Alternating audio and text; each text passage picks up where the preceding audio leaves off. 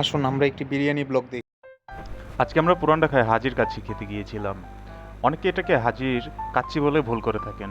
আসলে এটি হাজির কাচ্চি নয়, এটি হচ্ছে শুধুমাত্র হাজির বিরিয়ানি। আমরা এখানে দেখতে পেলাম যে এখানে পাতার বাটিতে বিরিয়ানি বিক্রি করা হয়।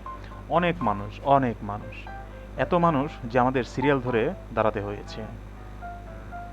তারপরে আমরা সিট পেতে ভিতরেও দাঁড়িয়েছিলাম কিছুক্ষণ। আমরা এখানে দেশের বাইরে থেকেও লোক এসে খেতে দেখেছি। এখানে মানুষজন তৃপ্তি সহকারে খাচ্ছে, কেউ চেটেপুটে খাচ্ছে, কেউ খেয়ে পানি খাচ্ছে। এবং পিছনে আমরা আরও দেখলাম যে বিদেশি মানুষজনও সিরিয়াল দিয়ে দাঁড়িয়ে আছে। এখানে 500 মিলি বোরহানি মাত্র 100 টাকা, কিন্তু বোরহানিটি অনেক স্বাদ। বিরিয়ানি দেখতে অনেক সুন্দর, বিরিয়ানির গ্রান যেটা আমাদের মন ছুঁয়ে গেছে। আমরা 2 প্লেট বিরিয়ানি, একটি বোরহানি নিচ্ছি। দেন আমরা বিরিয়ানি খেয়ে আমরা একটি চায়ের দোকানে যাই। আগে প্রথমে দেখি যে চা তারা কিভাবে বানায়। আসুন দেখে আসি।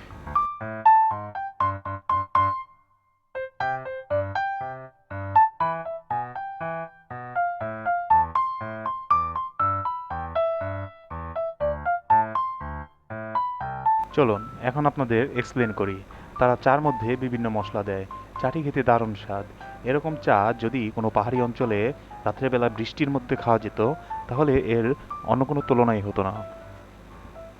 আমরা এখানে আরও দেখতে পেয়েছি যে চা পলিথিনে ভরে বিক্রি করে, যেটি আমাদের জন্য একটি নতুন অভিজ্ঞতা। আমি এর আগে কখনোই দেখিনি পলিথিনে চা বিক্রি করতে। আমরা 2 কাপ চা নিয়েছি, যার মূল্য 20 টাকা, 20 টাকা করে 40 টাকা। দেখুন কিভাবে পলিথিনে চা ভরে বিক্রি করে। এরকম বহুত কাস্টমার আছে, বহুত ক্রেতা আছে যারা পলিথিনের ভিতরে চা কিনে নিয়ে যায়।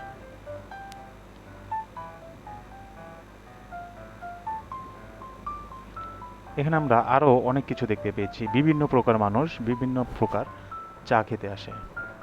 চায়ের কিছু ক্যাটাগরি আছে এখানে। তাছাড়া এখানে এত ভিড় যে হাজির বিরিয়ানির মতো এখানেও আমাদের সিরিয়াল দিয়ে দাঁড়াতে হয়েছে। দোকানটির নাম হচ্ছে আলম খান টি। দোকানটির মালিকের নাম আলম খান।